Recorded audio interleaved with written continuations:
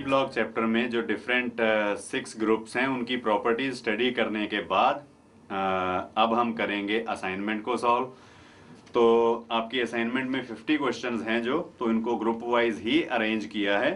सबसे पहले हमारे पास हैं कुछ क्वेश्चन जो बोरॉन फैमिली के साथ रिलेटेड हैं, ग्रुप 13 एलिमेंट्स के। First question is which order is correct for Lewis acid behaviour. ये हमें पता है कि ट्राई हेलाइड्स ऑफ बोरॉन जो हैं ये बिहेव करते हैं लाइक लुईस एसिड्स। तो ये कंपैरिजन भी हमने किया था। ट्राई हेलाइड्स ऑफ बोरॉन में बोरॉन सेंट्रल बोरॉन की sp2 हाइब्रिडाइजेशन होती है जिसके कारण ट्राइगोनल प्लेनर ज्योमेट्री होगी, और बोरॉन के ऊपर एक अनहाइब्रिडाइज्ड वेकेंट 2p ऑर्बिटल होता है। फ्लोरीन के ऊपर लोन पेयर वाले 3 ऑर्बिटल्स होते हैं। तो सेंट्रल बोरॉन का वेकेंट 2p ऑर्बिटल और इधर फ्लोरीन का फिल्ड यानी कि लोन पेयर वाला ऑर्बिटल जो है ये साइड वाइज ओवरलैप कर जाते हैं। इस तरीके से बोरॉन को थोड़ी इलेक्ट्रॉन डेंसिटी मिल जाती है इधर से इस फ्लोरीन से भी। बिल्कुल सिमिलर तरीके से इस फ्लोरीन से भी कुछ इलेक्ट्रॉन डेंसिटी वापस बोरॉन को मिलती है और इस फ्लोरीन से भी मिलेगी। चाहे फ्लोरीन बोरॉन से ज्यादा इलेक्ट्रोनेगेटिव है, इस कारण इलेक्ट्रॉन डेंसिटी को अपनी तरफ खींचती है थ्रू दीज सिग्मा बॉन्ड्स, पर इस साइडवाइज ओवरलैप के कारण ये बोरॉन को वापस डोनेट कर देती है इलेक्ट्रॉन डेंसिटी। तो इस चीज को हम कहते हैं बैक डोनेशन या बैक बॉन्डिंग। तो बैक डोनेशन या बैक बॉन्डिंग जो है ये BF3 के केस में मैक्सिमम होगी क्योंकि इसमें बोरॉन फ्लोरीन बॉन्ड की बॉन्ड लेंथ सबसे कम है, जबकि BCl3 में बोरॉन क्लोरीन बॉन्ड की बॉन्ड लेंथ ज्यादा होने के कारण इफेक्टिव साइडवाइज ओवरलैप उतना ज्यादा नहीं होता है और BBr3 में और भी कम होगा। तो इस कारण जो सही इनके लुईस एसिड स्ट्रेंथ का ऑर्डर है वो BF3 सबसे ज्यादा होने की बजाय सबसे वीकली एसिडिक होता है। तो ये ऑर्डर हमें ऑब्टेन होगा। जो सही ऑर्डर है ये A ऑप्शन गिवन है। तो फर्स्ट क्वेश्चन है कि लुईस एसिड स्ट्रेंथ का कंपैरिजन यहां पर देखना है। तो इधर जो बेसिक है मेन पॉइंट जिसके ऊपर हमने डिसीजन लिया वो है बैक बॉन्डिंग या बैक डोनेशन। BF3 में मैक्सिमम होती है, इस कारण बोरॉन जो है वो सबसे कम टेंडेंसी रखेगा लोन पेयर को एक्सेप्ट करने की। तो BF3 वीकेस्ट लुईस एसिड होता है। फिर सेकंड क्वेश्चन है which is the acidic hydroxide. तो बेटा जी ये भी बात आपको पहले बताई हुई है कि oxides and hydroxides of metals are basic while oxides and hydroxides of non metals are acidic. तो बोरॉन फैमिली में टिपिकल नॉन मेटल कौन है? वो सिर्फ बोरॉन है। तो बोरॉन का ऑक्साइड या उसका हाइड्रोक्साइड जो है वो हमेशा एसिडिक होगा। तो इस कारण डी ऑप्शन है सेकंड क्वेश्चन का सही आंसर। BOH थ्राइस यानी कि बोरिक एसिड इसे बोला जाता है। तो सेकंड क्वेश्चन का सही आंसर है डी। फिर थर्ड क्वेश्चन है दी बॉन्ड्स प्रेजेंट इन बोराजोल। बोराजोल को हम इनऑर्गेनिक बेंजीन भी कहते हैं because it is isoelectronic to benzene और इसकी कुछ फिजिकल प्रॉपर्टीज भी रिजेंबल करती हैं विद बेंजीन। बोराजीन या बोराजोल फॉर्मूला इसका होता है B3N3H6 और अगर इसकी स्ट्रक्चर बनाई जाए तो बोरॉन और नाइट्रोजन एटम की ऑल्टरनेट हेक्सागन बनती है इस तरीके से, और हर एक एटम के साथ एक एक हाइड्रोजन भी अटैच होता है। और फिर जो मैंने बताया था आपको कि बोरॉन का वेकेंट ऑर्बिटल और नाइट्रोजन का लोन पेयर वाला ऑर्बिटल साइडवाइज ओवरलैप करके एक कोऑर्डिनेट पाई बॉन्ड बनाते हैं। यहां पर डबल बॉन्ड भी आएगा बिल्कुल उसी तरीके से, इधर भी और यहां पर भी कोऑर्डिनेट बॉन्ड भी है और पाई बॉन्ड भी है। तो इस तरीके से अब देखना है कि कितने सिग्मा बॉन्ड्स हैं। 6 बॉन्ड्स हैं विद हाइड्रोजन, तो 6 ये हो गए सिग्मा बॉन्ड, और जो बोरॉन नाइट्रोजन बॉन्ड्स हैं ये भी 6 हैं। सिंगल बॉन्ड तो होता ही सिग्मा है और डबल बॉन्ड में एक सिग्मा और एक पाई होता है। तो यहाँ पर ब्लैक कलर से जो बॉन्ड बनाया हुआ है ये सिग्मा बॉन्ड है। तो 6 बोरॉन नाइट्रोजन बॉन्ड्स हैं और 6 नाइट्रोजन हाइड्रोजन या बोरॉन हाइड्रोजन बॉन्ड्स हैं। तो टोटल 12 सिग्मा बॉन्ड्स हुए और आपको दिखाई दे रहे हैं कि पाई बॉन्ड्स तो सिर्फ 3 है, तो 3 पाई बॉन्ड्स हैं, 12 सिग्मा बॉन्ड्स हैं। तो ये ए ऑप्शन थर्ड क्वेश्चन का करेक्ट आंसर है। फिर फोर्थ क्वेश्चन है the type of hybridisation of boron in diborane. Diborane की स्ट्रक्चर हमने पूरी डिटेल में स्टडी की थी, तो तब मैंने आपको ये बात भी बताई थी कि डाइबोरेन जो है दैट इज B2H6, इसकी स्ट्रक्चर C2H6 से रिजेंबल नहीं करती है। और इसकी एक्चुअल में स्ट्रक्चर कैसी होती है कि जिसमें सेंट्रल बोरॉन जो है, ये दोनों बोरॉन जो हैं दीज आर sp3 हाइब्रिडाइज्ड, इस कारण टेट्राहेड्रल ज्योमेट्री होगी और इन sp3 हाइब्रिड ऑर्बिटल्स में एक हाइब्रिड ऑर्बिटल होता है वेकेंट।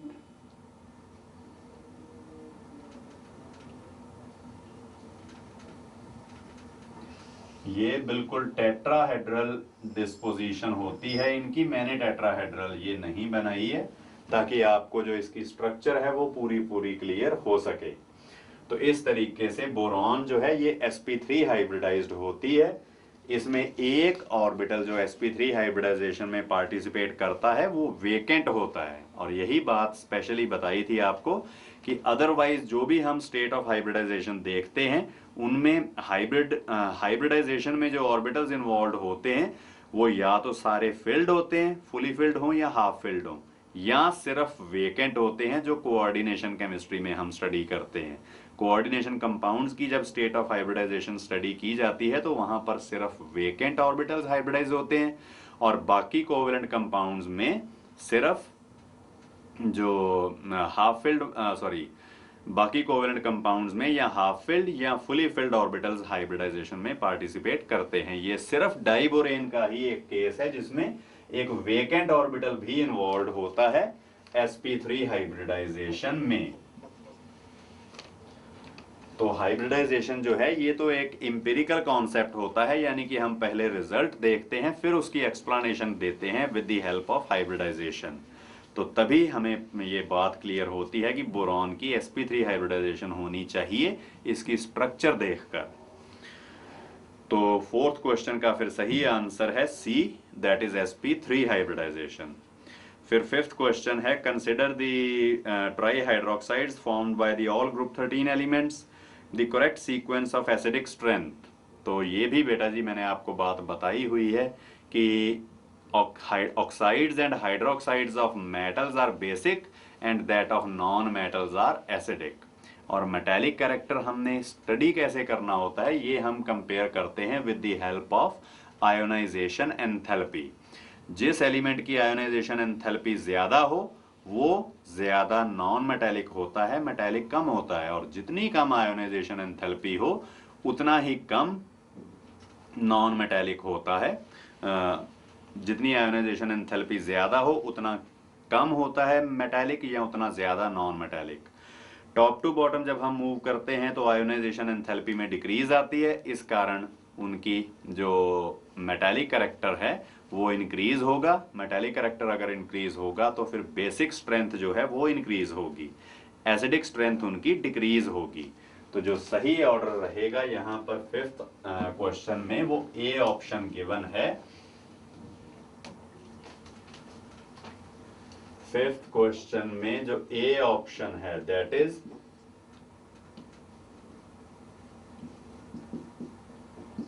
पहले है बोरिक एसिड BOH थ्राइस, फिर आता है एल्यूमिनियम हाइड्रोक्साइड, उसके बाद गैलियम हाइड्रोक्साइड, फिर इंडियम हाइड्रोक्साइड और थैलियम हाइड्रोक्साइड। वैसे बेसिकली मोनोहाइड्रोक्साइड ही होता है, पर चलो ऑक्सीडेशन स्टेट हमने सेम रखी है यहाँ पर। तो हर एक केस में हम स्टडी करेंगे उनकी इलेक्ट्रोनेगेटिविटी का ऑर्डर। बोरॉन की इलेक्ट्रोनेगेटिविटी सबसे ज्यादा होने के कारण इसकी एसिडिक स्ट्रेंथ सबसे ज्यादा होती है, और टॉप टू बॉटम जो एसिडिक स्ट्रेंथ है वो डिक्रीज होती जाएगी with decrease in electronegativity of the central atom. ये बात हमने ऑक्सो एसिड्स के केस में स्टडी की हुई है कि जब ऑक्सीडेशन स्टेट डिफरेंट एलिमेंट्स की सेम हो तब हम उनकी इलेक्ट्रोनेगेटिविटी का कंपैरिजन देखते हैं।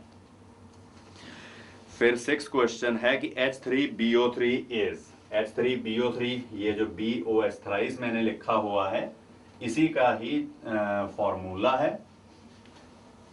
बोरिक एसिड इसको कहा जाता है और इसकी स्ट्रक्चर होती है ये।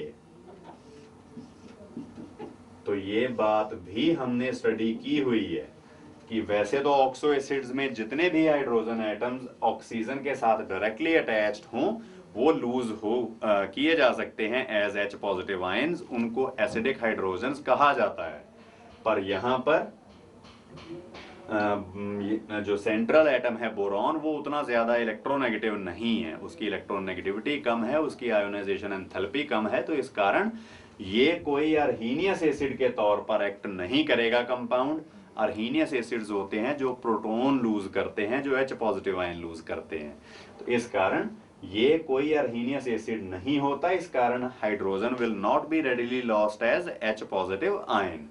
On the other hand it is actually a Lewis acid. इसमें बोरॉन के आप अगर देखो वैलेंस शेल में 6 इलेक्ट्रॉन्स आ रहे हैं, तो 6 इलेक्ट्रॉन्स हों अगर तो उसका ऑक्टेट कंप्लीट नहीं है, तो ऑक्टेट कंप्लीट करने के लिए बोरॉन की टेंडेंसी होगी एक लोन पेयर एक्सेप्ट करने की। तो इस कारण बोरॉन हमेशा एक लोन पेयर अगर एक्सेप्ट करेगा, एक से ज्यादा तो नहीं करेगा, क्योंकि एक लोन पेयर एक्सेप्ट करने से बोरॉन की नोबल गैस कॉन्फ़िगरेशन हो जाती है, तो जिस कारण फर्दर इलेक्ट्रॉन्स एक्सेप्ट करने की उसकी टेंडेंसी रहती नहीं है। तो तभी जो H3BO3 है ये एक मोनोबेसिक एसिड है और लुईस एसिड है। ये कोई अर्हीनियस एसिड या ब्रोंस्टेड एसिड नहीं है जो प्रोटॉन लूज करे। तो इस कारण ये 6th क्वेश्चन का सही आंसर है ए ऑप्शन। इतना स्ट्रॉन्ग ये एसिड नहीं होता है, पर चलो monobasic and weak Lewis acid है। फिर 7th क्वेश्चन है, ये कार्बन फैमिली के साथ रिलेटेड है, ग्रुप 14 एलिमेंट्स में। तो सबसे पहले लेड पेंसिल्स कंटेन, तो लेड पेंसिल्स होती हैं जो पेंसिल से हम लिखते हैं ब्लैक कलर की, वो जिसमें सिक्का डला होता है, तो उसमें जो सिक्का डला होता है पेंसिल में वो किस चीज का बना होता है। चाहे कहने को उसको लेड कहा जाता है पर वो लेड एक्चुअली होता है ग्रेफाइट, ग्रेफाइट का बना होता है वो, उसमें पीबी या लेड एलिमेंट बिल्कुल नहीं होता है। तो इस कारण जो 7th क्वेश्चन है कि lead pencils contain graphite, C option इसका करेक्ट आंसर है। डी ऑप्शन में आप देख सकते हो लेड सल्फेट लिखा हुआ है, लेड का ही कंपाउंड है पर उसको लेड पेंसिल में नहीं मिलता वो कंपाउंड लेड सल्फेट। फिर 8th है कि carbon of microphones in public address systems uses, जो माइक्रोफोन्स लगे होते हैं यूज करते हैं हम, उनमें जो भी ऑडियो सिग्नल्स जाते हैं, सबसे पहले आवाज से उनमें पीजो इलेक्ट्रिक क्रिस्टल्स लगे होते हैं कि आवाज से मैकेनिकल स्ट्रेस प्रोड्यूस होता है, उसके कारण आगे इलेक्ट्रिकल सिग्नल बनकर वो ट्रांसमिट होता है थ्रू दी वायर्स। तो जो भी वहां पर चिप्स लगी होती हैं वो ग्रेफाइट की बनी होती हैं अक्सर। तो carbon of microphones in public address systems uses graphite. तो 8th क्वेश्चन का ए ऑप्शन करेक्ट आंसर है। फिर 9th क्वेश्चन है कि dry cold is, dry cold, dry होता है जो ड्राई हो, जिसमें मॉइस्चर ना हो या लिक्विड फेज ना हो। तो ड्राई कोल्ड हम कहते हैं सॉलिड कार्बन डाइऑक्साइड को। कार्बन डाइऑक्साइड एक बहुत वी कैन से कि पेक्यूलियर कंपाउंड है। कार्बन डाइऑक्साइड जब हम सॉलिड फेज में देखें तो ये हीट करने पर सॉलिड से डायरेक्टली वेपर फेज में कन्वर्ट हो जाती है without going into liquid phase. तो इस कारण ही इसको ड्राई कोल्ड कहा जाता है, क्योंकि इसका लिक्विड फेज स्पॉन्टेनियसली अपने आप बनता ही नहीं है, ये सॉलिड से सीधी सबलाइम करके लिक्विड फेज में कन्वर्ट हो जाती है। फिर 10th क्वेश्चन आता है कि एक्वाडैग, एक्वाडैग इज सस्पेंशन ऑफ। तो बेटा जी ये चीज आप सरफेस केमिस्ट्री में पढ़ते हो जब हम कोलॉइडल सॉल्यूशंस की बात करते हैं। तो अगर हम कोलॉइडल सॉल्यूशन प्रिपेयर करें ग्रेफाइट का इन वाटर तो उसी को कहा जाता है Aquadag. Aqua stands for water. तो 10th क्वेश्चन का जो सही आंसर है दैट इज सी, कि Aquadag is suspension of graphite in water and is used as lubricant. फिर 11th क्वेश्चन है कि which of the following is not an acid anhydride. Acid anhydride कहते किसको हैं कि जब हम एसिड में से एसिड मॉलिक्यूल्स में से एक वाटर रिमूव करें तो जो बाकी का रिजल्टेंट बचेगा that will be called acid anhydride. जैसे कि हमने सल्फ्यूरिक एसिड में भी किया था, जब दो एसिड मिलकर एक वाटर लूज करें यानी कि तब बना था पायरोसल्फ्यूरिक एसिड, तो वो भी एनहाइड्राइड जैसी फॉर्मेशन है। तो एसिड एनहाइड्राइड मतलब जिसके हाइड्रोलिसिस से एसिड बनता हो। क्वेश्चन में पूछा गया है कि which of the following is not an acid anhydride, मतलब किसके वाटर के साथ इंटरेक्शन करके रिएक्शन करवा के हम एसिडिक सॉल्यूशन नहीं बना सकते। तो ये सिर्फ कार्बन मोनोऑक्साइड है, क्योंकि SO2 या SO3 ये हम यूज करते हैं कॉन्टैक्ट प्रोसेस में सल्फ्यूरिक एसिड की प्रेपरेशन में। तब हम SO3 को डिसॉल्व करते हैं वाटर में तो उसकी कन्वर्जन हो जाती है इनटू H2SO4। तो SO2 भी एसिडिक है हमारे पास, CO2 भी एसिडिक है और SO3 भी एसिडिक है, ऑक्साइड्स हैं। जब इनका हाइड्रोलिसिस करेंगे तो हमें एसिड्स ही ऑब्टेन होंगे। पर कार्बन मोनोऑक्साइड जो है इसमें कार्बन की ऑक्सीडेशन स्टेट है +2, वो बहुत कम होने के कारण ये एक्ट नहीं कर पाएगा एज लुईस एसिड। तो 11th क्वेश्चन का सही आंसर है C option, that is carbon monoxide. फिर 12th क्वेश्चन है कि which of the oxides is a strong oxidising agent. Oxidising agent कौन होता है, किसको कहते हैं हम ऑक्सीडाइजिंग एजेंट। यहाँ पर वो हमारे पास स्पीशीज होगी जो बाहर से इलेक्ट्रॉन गेन कर सके या दूसरों के इलेक्ट्रॉन्स लूज करवा सके। तो दूसरों से इलेक्ट्रॉन लूज तो वही करवाएगा जिसकी खुद इलेक्ट्रॉन गेन करने की टेंडेंसी काफी ज्यादा हो। तो जो हमें 4 कंपाउंड्स दे रखे हैं इनमें जो कंपाउंड है हमारे सामने PbO2, इसमें लेड की +4 ऑक्सीडेशन स्टेट है। बाकी एलिमेंट्स में भी जो सेंट्रल एटम है उसकी +4 ऑक्सीडेशन स्टेट ही आती है, पर आपने इनर्ट पेयर इफेक्ट में पढ़ा हुआ है कि जो लेड है, लेड की +2 ऑक्सीडेशन स्टेट ज्यादा स्टेबल होती है, +4 उतनी ज्यादा स्टेबल नहीं होती है। तो PbO2 में लेड की ऑक्सीडेशन स्टेट यहाँ पर आ रही है +4, तो +4 ऑक्सीडेशन स्टेट उसकी स्टेबल ना होने के कारण ये बाहर से 2 इलेक्ट्रॉन्स गेन करके Pb2 पॉजिटिव में कन्वर्ट हो जाता है। तो इस कारण ही जो लोन पेयर एक्सेप्ट करने की या इलेक्ट्रॉन पेयर एक्सेप्ट करने की सबसे ज्यादा टेंडेंसी है वो PbCl2 ही शो करेगा। फिर 14th क्वेश्चन है कि which of the following statements is not correct. A option है Pb2 halides are more stable than Pb4 halides, जो ब्रैकेट में लिखी है रोमन न्यूमरल्स में, दैट इज ऑक्सीडेशन स्टेट। तो Pb2 पॉजिटिव जो ऑक्सीडेशन स्टेट है वो इनर्ट पेयर इफेक्ट के कारण लेड के लिए ज्यादा स्टेबल होती है देन 4 पॉजिटिव ऑक्सीडेशन स्टेट। तो इस कारण जो लेड 2 हेलाइड्स होंगे those will be more stable than lead 4 halides. तो ए ऑप्शन तो करेक्ट है। फिर बी ऑप्शन है कि the only stable tetrahalide is PbF4। तो PbF4 में लेड की ऑक्सीडेशन स्टेट चाहे +4 है, इनर्ट पेयर इफेक्ट के कारण ये बहुत कम स्टेबल होना चाहिए, पर इसके साथ अटैच्ड हैं F नेगेटिव आयंस और फ्लोरीन की आपको पता है टेंडेंसी टू गेट रिड्यूस सबसे ज्यादा होती है। इसका standard reduction potential +2.87 volt highest होता है इलेक्ट्रोकेमिकल सीरीज में। तो इस कारण लेड यहाँ पर जो F नेगेटिव आयन है फ्लोरीन का रिडक्शन पोटेंशियल सबसे ज्यादा होने के कारण इसकी ऑक्सीडेशन करवा सकना किसी और सब्सटेंस के लिए या एलिमेंट के लिए पॉसिबल नहीं होगा।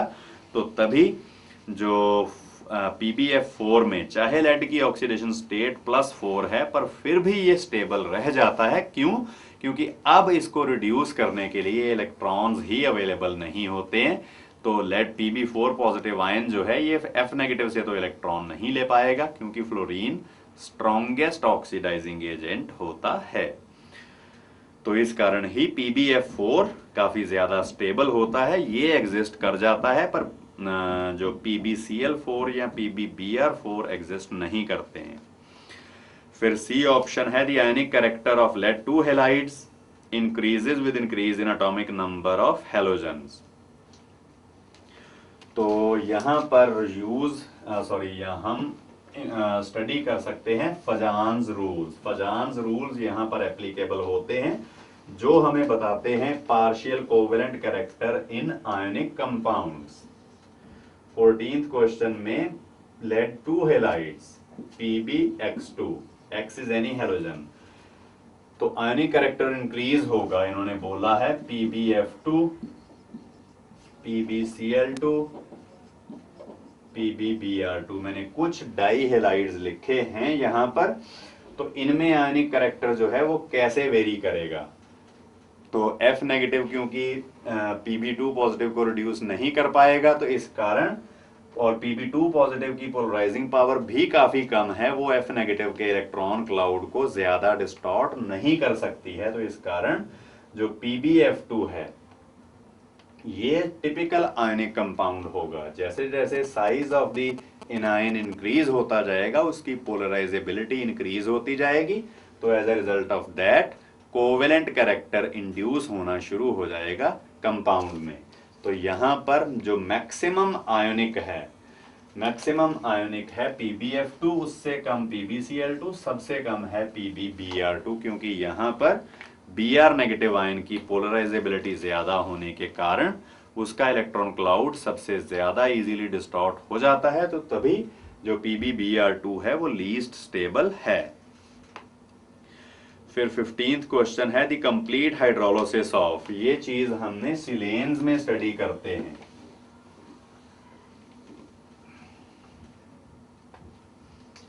तो यहां पर हमें गिवन है स्पीशीज सिलिकॉन के साथ 2 CH3 ग्रुप्स लगे हैं, 2 क्लोरीन लगे हैं। पहले हम इसका हाइड्रोलिसिस करके क्लोरीन एटम्स को रिप्लेस करवाते हैं विद हाइड्रोक्साइड आयन।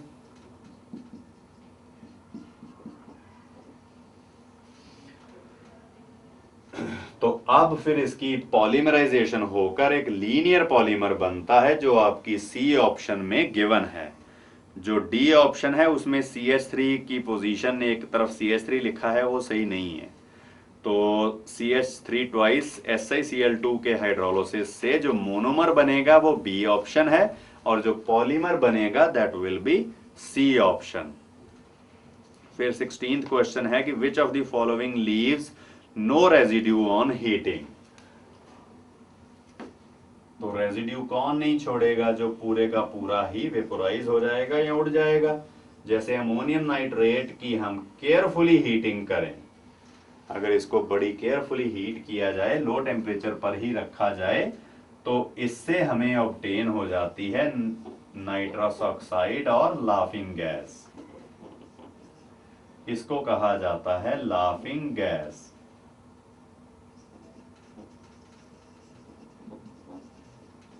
और ये बात भी मैंने आपको बताई हुई है कि लाफिंग गैस सूंघने से कोई हिस्टेरिकल लाफ्टर जैसी सिचुएशन प्रोड्यूस नहीं होती है। बुक्स में अक्सर यही लिखा जाता है कि nitrous oxide produces hysterical laughter. Nitrous oxide सूंघने से जो फेस के मसल्स होते हैं वो थोड़े से इस तरह से रिलैक्स हो जाते हैं, खींचे जाते हैं इस तरीके से, और अगर इस तरह से शक्ल बनी रहेगी तो ऐसे लगेगा जैसे जो बंदा है जिसने ये थोड़ी स्मेल इसकी ली है वो हंस रहा है, जबकि हंस नहीं रहा होता है। तो पर ये बात ज़रूर है कि हाँ, जो लाफिंग गैस सूंघेगा उसको देखकर बाकी लोग ज़रूर हंस लेंगे, पर जो सूंघता है लाफिंग गैस को वो कोई हिस्टेरिकल लाफ्टर या हा हा हा करके नहीं हंसता है कभी भी। ये तो आपकी जनरल नॉलेज की बात है।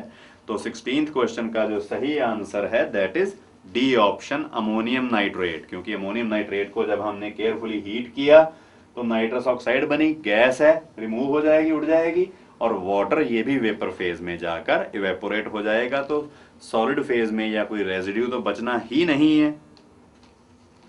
फिर 17th क्वेश्चन है कि नाइट्रेट आयन इज आइसोस्ट्रक्चरल विद। आइसोस्ट्रक्चरल का मतलब है सेम स्ट्रक्चर होनी या काफी मिलती जुलती स्ट्रक्चर होनी। इसमें ए ऑप्शन है BF4 नेगेटिव। इसमें बोरॉन की sp3 हाइब्रिडाइजेशन होती है, और sp3 हाइब्रिडाइजेशन से टेट्राहेड्रल ज्योमेट्री इसकी बनती है, ये चीज। तो ये टेट्राहेड्रल है हमारे पास। और नाइट्रेट आयन जो है गिवन, इसमें sp2 हाइब्रिडाइजेशन होने के कारण ये ट्राइगोनल प्लेनर होता है,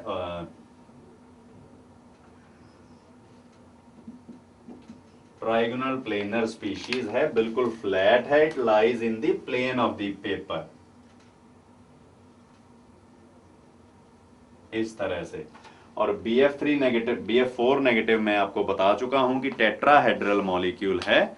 इसी तरह से कार्बोनेट आयन जो है CO32 नेगेटिव, उसमें भी कार्बन की हाइब्रिडाइजेशन स्टेट आती है sp2, तो ये भी एक ट्राइगोनल प्लेनर होता है। सल्फेट आयन में sp3 हाइब्रिडाइजेशन आती है, तो वो भी टेट्राहेड्रल ही होता है। तो नाइट्रेट आयन के जैसे ट्राइगोनल प्लेनर है सिर्फ बी ऑप्शन, यानी कि कार्बोनेट आयन।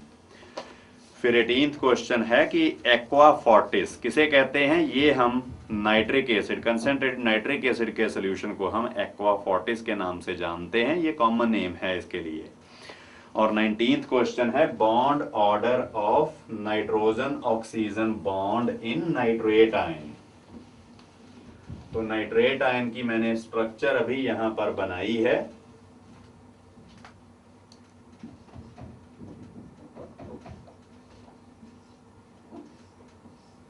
एक यहां पर इधर कोऑर्डिनेट बॉन्ड होना है, और इधर लोन पेयर और नेगेटिव चार्ज। फिर इसमें n पाई कंजुगेशन के कारण हाइब्रिड रेजोनेंस होगी, lone pair will change into a bond pair and bond pair will change into A lone pair. तो इस तरीके से जो नेगेटिव चार्ज है वो डिस्पर्स हो जाएगा ओवरऑल दी 3 ऑक्सीजन एटम्स। 3 ऑक्सीजन एटम्स के ऊपर 1 नेगेटिव चार्ज है, तो एक ऑक्सीजन के ऊपर कितना होगा? -1/3। यहां पर बॉन्ड ऑर्डर पूछा है, सॉरी चार्ज की बात नहीं है। तो बॉन्ड ऑर्डर क्या है? तो इधर आप देख सकते हो कि जो हमारे पास नाइट्रोजन और ऑक्सीजन में बॉन्ड्स हैं, यहाँ पर एक पाई बॉन्ड है जो पहले इधर था, फिर उसके बाद इधर आएगा, फिर इधर आएगा, 3 जगह पर डिस्ट्रीब्यूट हो रहा है यहाँ पर। तो टोटल बॉन्ड्स यहाँ पर हो गए 4, एक सिंगल बॉन्ड, एक कोऑर्डिनेट बॉन्ड और एक डबल बॉन्ड है, जिसमें 2 बॉन्ड्स हैं, तो 4 और 3 नाइट्रोजन ऑक्सीजन बॉन्ड्स वाली सिचुएशन में ये डिवाइड होगा। तो इसका जो सही आंसर है वो बनेगा यही 1.33। तो 19th क्वेश्चन का जो सही आंसर है बी ऑप्शन है कि बॉन्ड ऑर्डर 1.33 ही रहता है। फिर 20th क्वेश्चन है, इसमें भी नाइट्रोजन फैमिली की ही बात हो रही है। The oxo acid of phosphorus that forms polymer. तो बेटा जी ये बात मैंने आपको बताई हुई है कि जो हम मेटाफॉस्फेट, जो मेटाफॉस्फोरिक एसिड बनाते हैं, जब हम फॉस्फोरिक एसिड के एक ही मॉलिक्यूल से एक वाटर मॉलिक्यूल को रिमूव करवा लेते हैं, तब एसिड जो है बनता, वो उसको कहा जाता है मेटाफॉस्फोरिक एसिड। अगर उसकी मैं स्ट्रक्चर यहां पर आपको बनाकर एक्सप्लेन करूं, बात ये है फॉस्फोरिक एसिड और ऑर्थोफॉस्फोरिक एसिड। इसमें से अगर एक मॉलिक्यूल में से ही एक वाटर लूज करना हो, तो इधर अगर कोऑर्डिनेट बॉन्ड बना लिया जाए तो फिर बन जाएगा after loss of a water molecule we will get metaphosphoric acid, ये चीज बनेगी। तो H पॉजिटिव आयन के लॉस के बाद ये कन्वर्ट हो जाता है इनटू मेटाफॉस्फेट आयन, और मेटाफॉस्फेट आयन जो है ये इंडिविजुअली कभी एग्जिस्ट नहीं करता है। मेटाफॉस्फेट आयन जो है ये एग्जिस्ट करता है इधर in the form of linear polymer और in the cyclic form, that it exist like cyclic trimetaphosphate ion.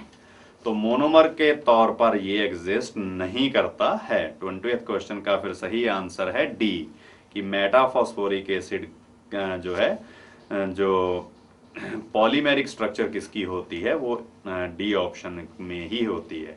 फिर 21st क्वेश्चन है which compound of phosphorus is used in strike anywhere matches.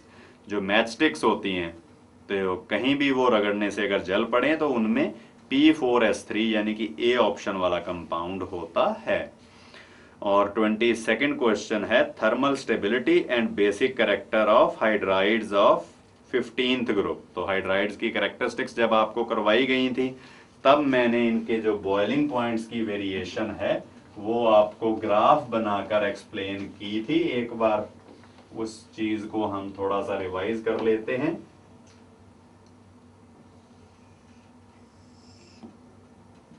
इधर को हमने बॉइलिंग पॉइंट्स कंसिडर किए थे और इधर को atomic number of the central atom.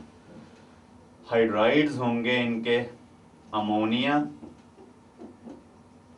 फिर फॉस्फीन, आर्सीन, स्टाइबीन एंड बिस्मुथीन, ये हैं। तो जब हम टॉप टू बॉटम मूव करें तो मॉलिक्यूलर साइज इंक्रीज होता है। मॉलिक्यूलर साइज में इंक्रीज होने के कारण ही जो वैंडरवाल्स फोर्सेस हैं वो इंक्रीज होंगी, और वैंडरवाल्स फोर्सेस अगर इंक्रीज होंगी तो बॉइलिंग पॉइंट तो इंक्रीज होना ही है। अमोनिया का बॉइलिंग पॉइंट सबसे कम होना चाहिए अगर हम सिर्फ वैंडरवाल्स फोर्सेस की बात ही करें, पर अमोनिया में 3 हाइड्रोजन एटम्स हैं जो डायरेक्टली नाइट्रोजन के साथ अटैच्ड हैं, और अगर कोई भी हाइड्रोजन फ्लोरीन, ऑक्सीजन या नाइट्रोजन के साथ डायरेक्टली अटैच्ड हो तो वो कंपाउंड शो करता है इंटरमॉलिक्यूलर हाइड्रोजन बॉन्डिंग। तो अमोनिया में हाइड्रोजन बॉन्डिंग होती है जो बहुत स्ट्रॉन्ग अट्रैक्टिव फोर्स है। उसके होने के कारण जो इसका बॉइलिंग पॉइंट है वो थोड़ा इंक्रीज हो जाता है। वो सबसे कम होने की बजाय 2 स्टेप्स ऊपर हो जाता है। नो डाउट फॉस्फीन से तो ज्यादा होना ही है, ये आर्सीन से भी ज्यादा हो जाता है। तो जो अगर हमें इसका ऑर्डर लिखना हो, यहां पर है अमोनिया,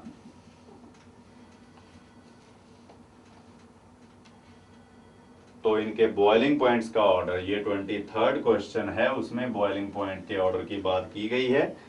तो सबसे कम है यहाँ पर PH3 का, फॉस्फीन का, उससे ज्यादा आर्सीन, उससे ज्यादा अमोनिया, फिर उससे ज्यादा है स्टाइबीन, और सबसे ज्यादा बॉइलिंग पॉइंट होगा बिस्मुथीन का, यानी कि बी ऑप्शन 23rd क्वेश्चन का सही आंसर है।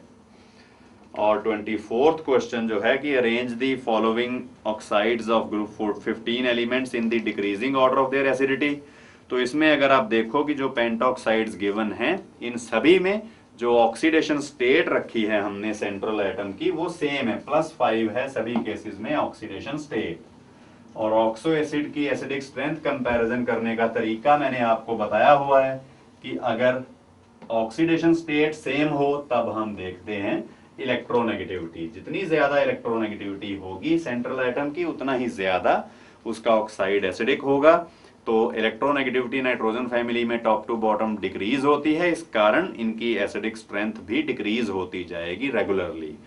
तो 24th क्वेश्चन का ए ऑप्शन जो है वो सही आंसर है, क्योंकि इसमें इलेक्ट्रोनेगेटिविटी की डिक्रीज वाला ऑर्डर फॉलो हो रहा है।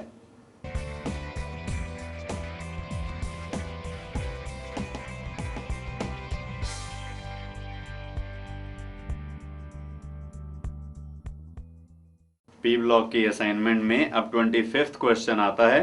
25th क्वेश्चन में बोला गया है कि smoke screen is produced by using. तो स्मोक स्क्रीन की बात हमने की थी जब हम हाइड्राइड्स ऑफ निकोजेंस की बात कर रहे थे, तो तब बताया था आपको कि फॉस्फीन जो है इसको यूज किया जाता है in the formation of smoke screens, क्योंकि फॉस्फीन की कंबस्टन जब होती है जब हम कैल्शियम फॉस्फाइड का हाइड्रोलिसिस करते हैं तो उससे फॉस्फीन या फॉस्फोरस डाइहाइड्राइड बनती है, जिससे तब मैंने आपको स्मोक रिंग्स की बात भी बताई थी, और उसी से ही स्मोक स्क्रीन बन जाती है, जैसे धुएं की दीवार सी बन जाती है जो वारफेयर में पहले यूज की जाती थी। तो 25th क्वेश्चन का सही आंसर है बी ऑप्शन। फिर 26th क्वेश्चन है कि which of the following is incorrect for white phosphorus. White phosphorus या येलो फॉस्फोरस जो होती है उसकी स्ट्रक्चर थी इस तरीके से, मैंने बताया था आपको कि टेट्राहेड्रल वे में 4 फास्फोरस एटम्स अरेंज्ड होते हैं।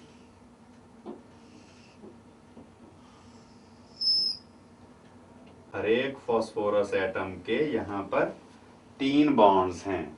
तो यहाँ पर बोला गया है कि फास्फोरस सिंगल बॉन्ड्स कितने हैं। पहली ए ऑप्शन है 6 बॉन्ड्स, तो आप देख सकते हो 1, 2 और 3 बॉन्ड्स ये हुए, फिर 4, 5 और 6 फास्फोरस सिंगल बॉन्ड्स हैं। तो जो बी ऑप्शन है 4 फास्फोरस सिंगल बॉन्ड्स, तो ये तो करेक्ट हो ही नहीं सकता फिर। तो इसका मतलब है हमें देखना था इनकरेक्ट कौन सा है। तो इनकरेक्ट है यहाँ पर बी ऑप्शन, 26 क्वेश्चन का सही आंसर। फिर 27th है the molecular formula of N acid of phosphorus is H3PO2, it's name and basicity is. तो ये ऑक्सो एसिड्स के टाइम मैंने आपको बताया था कि हम 3 प्रीफिक्सेस यूज करते हैं, पायरो, हाइपो और मेटा। तो तब बताया था कि हाइपो एसिड हम उस एसिड के लिए यूज करते हैं हाइपो, जब एक एसिड मॉलिक्यूल से एक वाटर मॉलिक्यूल लूज हो जाए। या सॉरी, ये तो मेटा के लिए होता है। हाइपो एसिड हम उसको कहते हैं जब एसिड में ऑक्सीजन कंटेंट लोअर हो।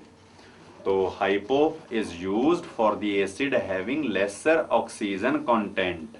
जो फास्फोरस एसिड होता है उसकी स्ट्रक्चर होती है लाइक दिस, यहाँ पर कोऑर्डिनेट बॉन्ड या डबल बॉन्ड होता है। ये है हमारे पास फास्फोरस एसिड, और इसमें अगर ऑक्सीजन कम कर दी जाए तो यहाँ से एक ऑक्सीजन हम रिमूव कर दें तो तब बनेगा H3PO2। तो अब इसका नाम क्या है, हाइपोफॉस्फोरस एसिड, और इसकी एसिडिटी या बेसिसिटी है इसकी 1, क्योंकि एक ही हाइड्रोजन को ये लूज कर सकता है एज H पॉजिटिव आयन। दूसरे दोनों हाइड्रोजन तो फास्फोरस के साथ अटैच्ड हैं, वो लूज नहीं होंगे एज H पॉजिटिव आयन। फिर 28th क्वेश्चन है which of the following solutions does not change its colour on passing ozone through it.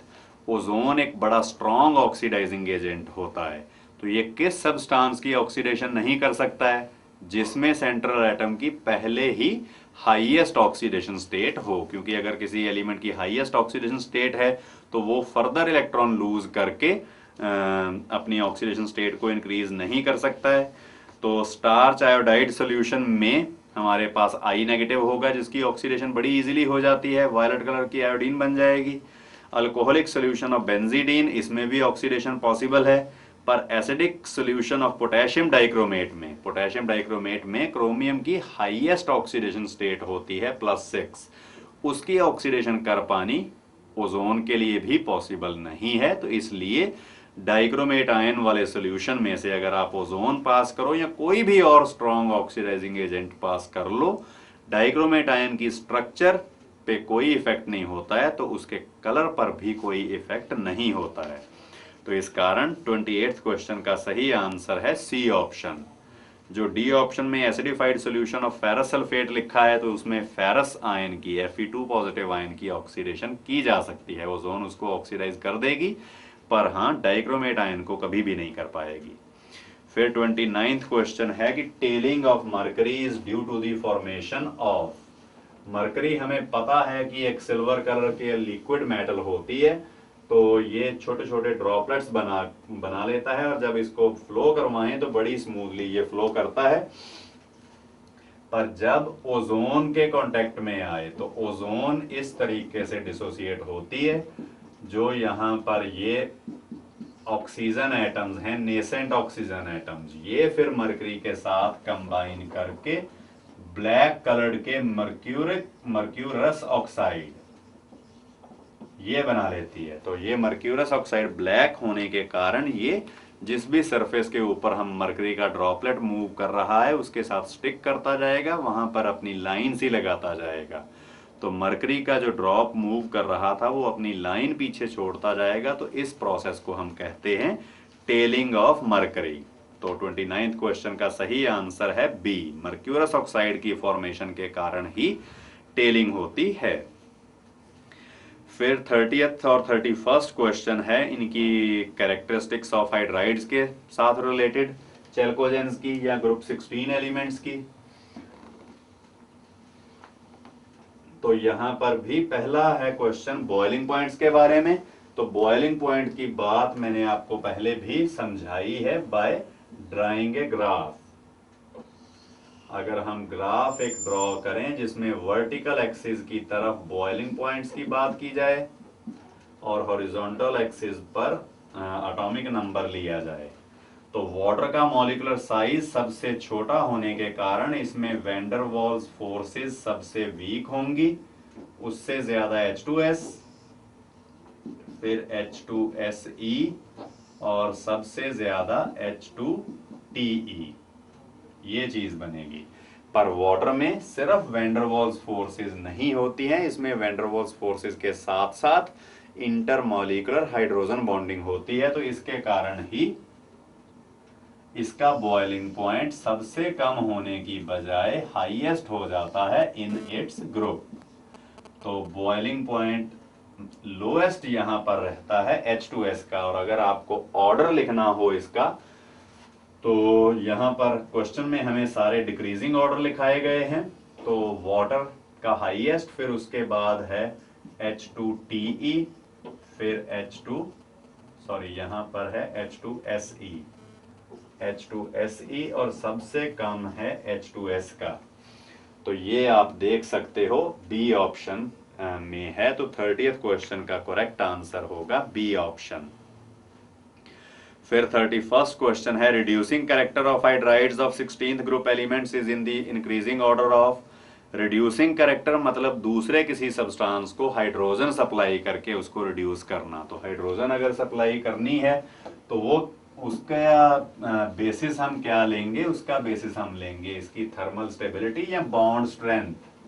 Bond जितना किसी कंपाउंड में वीक होगा उतनी जल्दी उसमें से हाइड्रोजन जो है वो लूज हो जाएगी। तो जैसे जैसे हम टॉप टू बॉटम मूव करते हैं, ऑक्सीजन का हाइड्रोजन के साथ बॉन्ड शॉर्ट होता है, सबसे स्ट्रॉन्ग होगा। सल्फर हाइड्रोजन बॉन्ड थोड़ा बड़ा, थोड़ा वीक होगा। सिलीनियम हाइड्रोजन बॉन्ड उससे वीक और टेल्यूरियम हाइड्रोजन बॉन्ड तो सबसे वीक होगा। तो जो TeH2 है ये स्ट्रॉन्गेस्ट रिड्यूसिंग एजेंट होगा। तो H2TE ये कंपाउंड जो है ये सबसे इजीली हाइड्रोजन सप्लाई करेगा, इस कारण H2TE स्ट्रॉन्गेस्ट रिड्यूसिंग एजेंट है। उससे वीक होगा H2SE, फिर होगा H2S और सबसे वीक रिड्यूसिंग एजेंट के तौर पे एक्ट करेगा वाटर। तो ये ए ऑप्शन में गिवन है। तो 31st क्वेश्चन का जो करेक्ट ऑप्शन है that is A. 32nd question है कि which of the following behaves both as oxidising and reducing agents.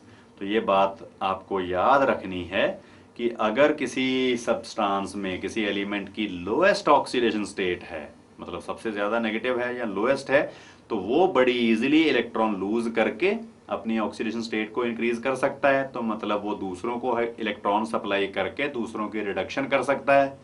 तो लोएस्ट ऑक्सीडेशन स्टेट है अगर, तो वो सिर्फ दूसरों को रिड्यूस ही करेगा, और अगर हाईएस्ट है तो वो दूसरों से इलेक्ट्रॉन्स कैप्चर करके दूसरों की ऑक्सीडेशन ही करेगा। पर अगर मिडिल में है कहीं, जो लोएस्ट और हाईएस्ट ऑक्सीडेशन स्टेट्स पॉसिबल हैं उनके मिडिल में अगर कोई है, तो वो स्पीशीज फिर इलेक्ट्रॉन गेन भी कर सकेगी, इलेक्ट्रॉन लूज भी कर सकेगी, यानी कि वो दोनों तरीके से एक्ट करेगा, both as oxidising as well as reducing agent. तो अगर आप 32nd क्वेश्चन में ऑप्शंस देखो, ए ऑप्शन में H2SO4 है जिसमें सल्फर की हाईएस्ट पॉसिबल ऑक्सीडेशन स्टेट है +6, और सी ऑप्शन है H2S, इसमें लोएस्ट है -2, और डी ऑप्शन है HNO3, उसमें नाइट्रोजन की भी मैक्सिमम है +5। तो ये H2SO4 और HNO3 सिर्फ ऑक्सीडाइजिंग एजेंट का काम करेंगे, H2S सिर्फ रिड्यूसिंग एजेंट का काम करेगी। पर SO2 बी ऑप्शन, यहां पर सल्फर की ऑक्सीडेशन स्टेट आती है +4, तो इससे ये और इलेक्ट्रॉन लूज करके +6 भी बना सकता है, या इलेक्ट्रॉन गेन करके +2, 0 या -2 भी बना सकता है। तो इस कारण SO2 को यूज किया जा सकता है as oxidising agent as well as a reducing agent. तो 32nd क्वेश्चन का करेक्ट ऑप्शन है बी, SO2। फिर 33rd क्वेश्चन है pick out the incorrect statement regarding ozone. तो ए ऑप्शन है ozone is an unstable dark blue diamagnetic gas, बिल्कुल correct है। Ozone में जो सेंट्रल ऑक्सीजन है वो sp2 हाइब्रिडाइज्ड होती है क्योंकि उसमें एक पाई बॉन्ड भी होता है, तो ये भी करेक्ट है। It causes telling of mercury, ये तो हम स्टडी कर चुके हैं अभी थोड़ी देर पहले। फिर डी ऑप्शन है it does not react with KOH, KOH के साथ भी ओजोन रिएक्ट कर जाती है क्योंकि इसमें ऑक्सीजन की ऑक्सीडेशन स्टेट -2 है, तो ये उसको ऑक्सीडाइज कर देगी। तो इस कारण ये ट्रू नहीं है कि it does not react with KOH, ozone KOH के साथ रिएक्शन कर जाती है। फिर 34th है ओजोन इज सॉल्युबल इन। तो ओजोन जो है ये फ्रीली सॉल्युबल होती है टर्पेंटाइन ऑयल में, जिसको हिंदी में हम तारपीन का तेल बोलते हैं, जिसमें पेंट्स वगैरह डिसॉल्व हो जाते हैं। तो 34th क्वेश्चन का करेक्ट आंसर हुआ सी ऑप्शन। फिर 35th क्वेश्चन है कि which of the following has highest bond length. तो बॉन्ड लेंथ किसकी ज्यादा होगी, सभी डायटोमिक स्पीशीज हैं सिमिलर, तो बॉन्ड लेंथ ज्यादा होगी जिसमें बॉन्ड ऑर्डर कम होगा।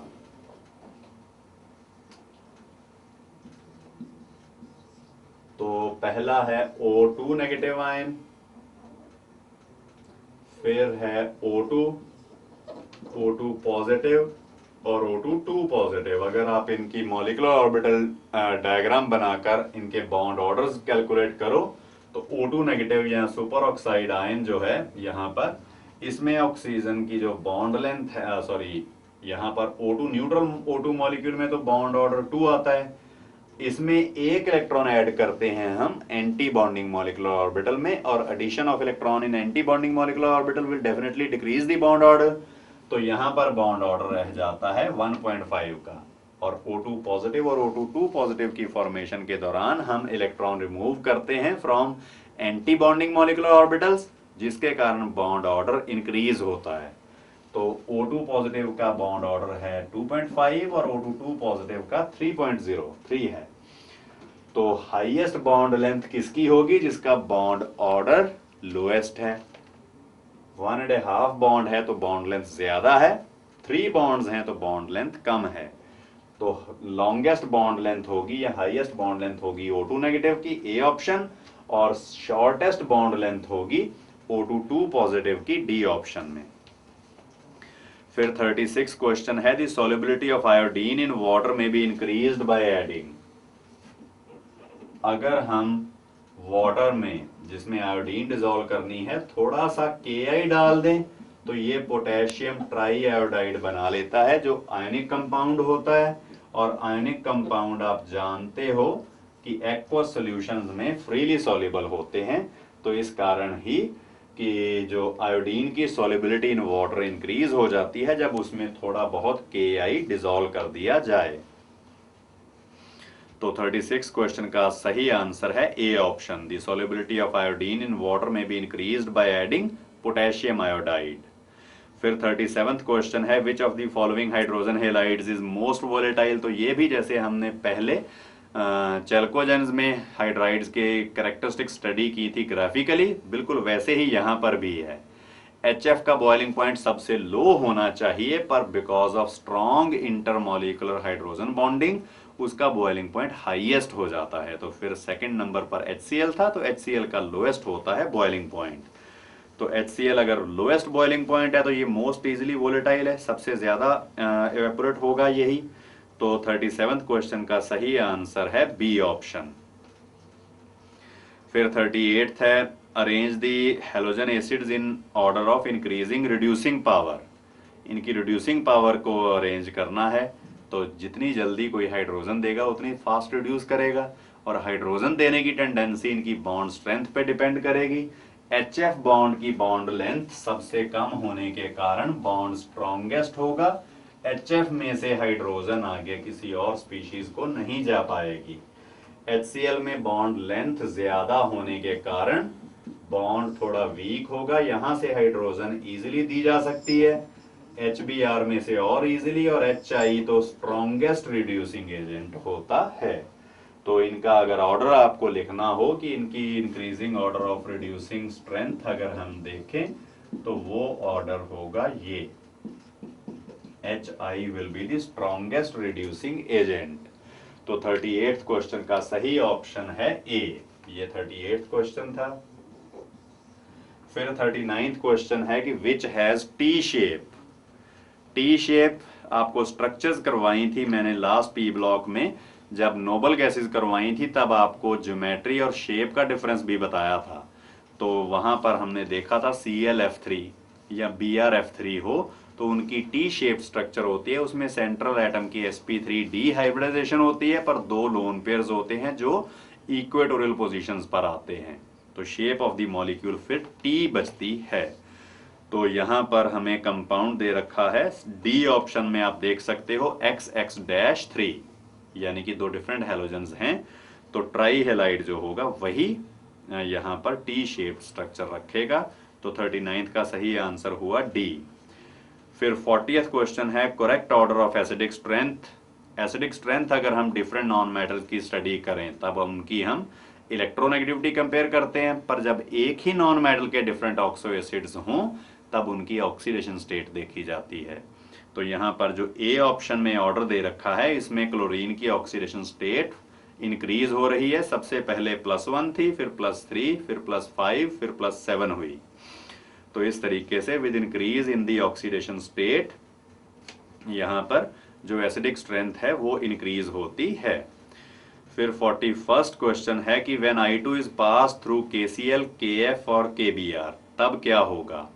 अब I2 जो है इसका रिडक्शन पोटेंशियल सबसे कम होता है, क्लोरीन से भी कम, ब्रोमीन से भी कम और फ्लोरीन से तो कम होना ही है।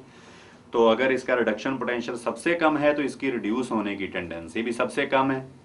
तो Cl नेगेटिव हो, Br नेगेटिव हो या F नेगेटिव हो तो उनको ऑक्सीडाइज करके ये खुद रिड्यूस नहीं हो पाएगा।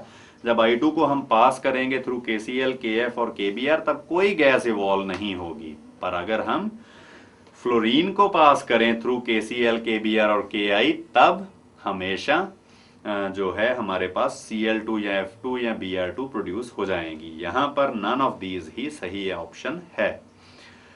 फिर 42nd क्वेश्चन है which of the following represents the decreasing order of van der Waals forces in halogens.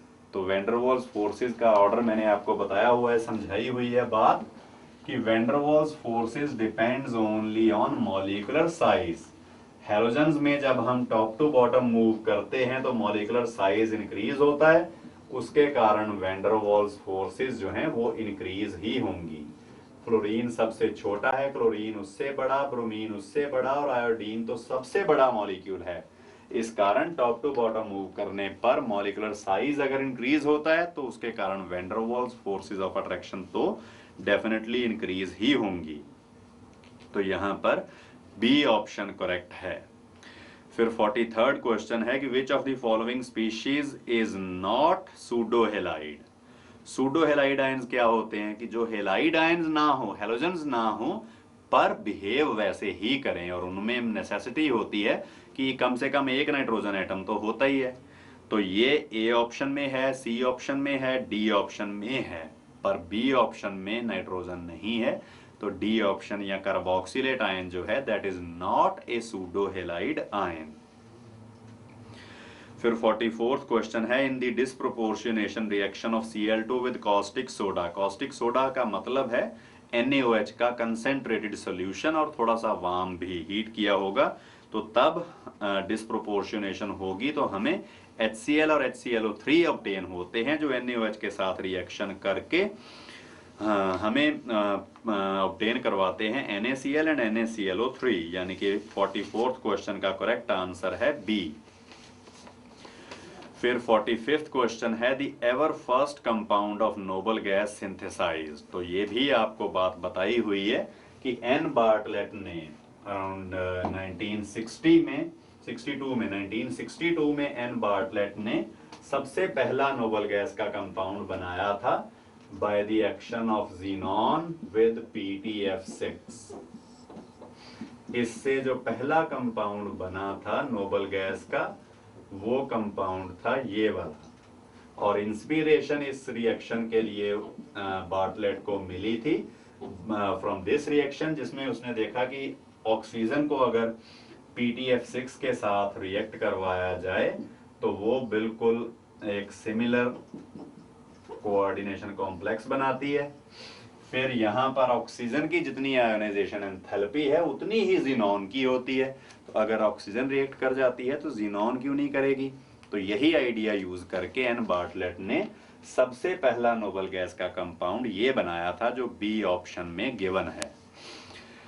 फिर 46 क्वेश्चन है the ionisation enthalpy of He positive ion will be, अगर if ionization enthalpy of hydrogen is 13.6 electron volt. तो यहाँ पर atomic structure chapter का थोड़ा सा idea use होना है कि जिसमें हम अगर इलेक्ट्रॉन वोल्ट में एनर्जी मेजर करें तो ये आता है रिलेशन हमारे पास 13.6 over n² into z²। n is the number of shell and z is the atomic number। तो आयोनाइजेशन एंथैल्पी होती है E infinity minus E1। Infinity पे तो एनर्जी ऑफ द इलेक्ट्रॉन 0 होगी और फर्स्ट ऑर्बिट में होगी -13.6 इलेक्ट्रॉन वोल्ट, तो 0 माइनस -13.6 13.6 होगी। तो हाइड्रोजन के केस में तो यही होगी, पर अगर आप हीलियम की बात करो तो हीलियम के केस में जो फर्स्ट ऑर्बिट में फर्स्ट शेल में जो एनर्जी होगी that will be by 1² into z²। ये करना है, हीलियम पॉजिटिव में z है एटॉमिक नंबर 2 इंटू 4 कर देंगे, 2 का स्क्वायर 4 होता है, तो यहां पर बन जाएगा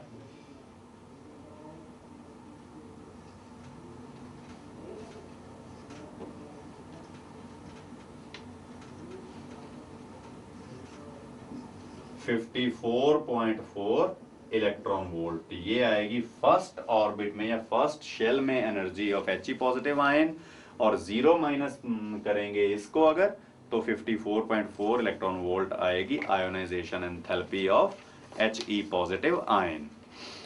फिर 47th क्वेश्चन है what is the hybridisation of xenon in XeF4। तो ये भी हमने जब स्ट्रक्चर्स कुछ कंपाउंड्स की थी नोबल गैसेस में तब स्टडी किया था कि XeF4 में sp3d2 हाइब्रिडाइजेशन होती है ज़ीनॉन की, तभी उसकी स्क्वायर प्लेनर शेप बनी थी। और 48th क्वेश्चन है the correct order of boiling points of noble gases. Boiling point depend करेगा on the strength of inter particle force of attraction. Noble gases में होती है सिर्फ वैन डर वाल्स फोर्सेस जो टॉप टू बॉटम इंक्रीज होती हैं with increase in size. तो top to bottom move करने से उनकी अट्रैक्टिव फोर्सेस इंक्रीज होंगी तो बॉइलिंग पॉइंट डेफिनेटली इंक्रीज ही होगा। तो 48th क्वेश्चन का सही आंसर है ए। फिर 49th क्वेश्चन जो है the number of lone pairs of electrons on xenon atom in XeF2, XeF4 and XeF6 molecules are, कि लोन पेयर्स कितने हैं। तो इसमें भी सबसे पहले हमें स्टेट ऑफ हाइब्रिडाइजेशन फाइंड करने की जरूरत होती है। ये भी जब हमने स्ट्रक्चर्स ऑफ कंपाउंड्स की थी तब XeF2, XeF4 की बात तो हमने की ही थी।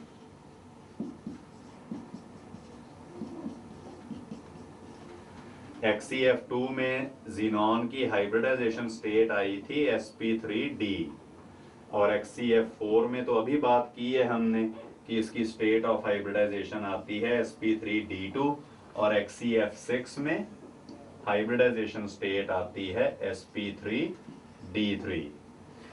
तो इसमें 5 ऑर्बिटल हुए, 5 हाइब्रिड ऑर्बिटल्स में से 2 ने बॉन्ड्स बना लिए तो बाकी 3 होंगे लोन पेयर्स। यहाँ पर 1, 3, 4 और 2, 6 हाइब्रिड ऑर्बिटल्स हैं, उनमें 4 ने बॉन्ड बना लिए तो नंबर ऑफ लोन पेयर्स होंगे 2। यहाँ पर 7 हाइब्रिड ऑर्बिटल्स हैं और 6 बॉन्ड्स हैं, इसका मतलब 1 लोन पेयर है। तो number of lone pairs of electrons on the central atom जो है वो ये होगा कि XeF2 में 3, XeF4 में 2 और XeF6 में ओनली 1। तो 49th क्वेश्चन का करेक्ट ऑप्शन है ए। और लास्ट क्वेश्चन है compounds formed when noble gases get entrapped in the cavities of crystal lattices of certain organic and inorganic compounds are called clathrates. उनको हम क्लैथरेट्स कहते हैं जो क्रिस्टल लैटिस में ही फिक्स हुए होते हैं नोबल गैसेस के एटम्स। तो इसके साथ जो पी ब्लॉक है चैप्टर इनऑर्गेनिक केमिस्ट्री का, उसका काम खत्म होता है। तो इनऑर्गेनिक केमिस्ट्री में सबसे ज्यादा इंपॉर्टेंट चैप्टर यही है पी ब्लॉक। अगर आपको पी ब्लॉक चैप्टर बिल्कुल क्लियर है तो फिर हम इनऑर्गेनिक केमिस्ट्री के मैक्सिमम क्वेश्चंस कर सकते हैं। पी ब्लॉक और एस ब्लॉक मिलाकर, इन दोनों को पहले रिप्रेजेंटेटिव एलिमेंट्स कहा जाता था। तो ये अगर दोनों क्लियर हैं पूरे, तो फिर बेसिकली इनऑर्गेनिक केमिस्ट्री जो है उसके मैक्सिमम क्वेश्चंस हम सॉल्व कर सकते हैं। तो इसलिए दिल लगा के पढ़ते रहो और ऑब्जेक्टिव प्रॉब्लम्स को सॉल्व करने की खुद प्रैक्टिस करते रहो, क्योंकि आपकी अपनी प्रैक्टिस ही आपके काम आएगी। वही प्रैक्टिस अगर आपकी अच्छी है तो फिर आप कंपटीशंस में अच्छा स्कोर ले सकते हो। Wish you all the best.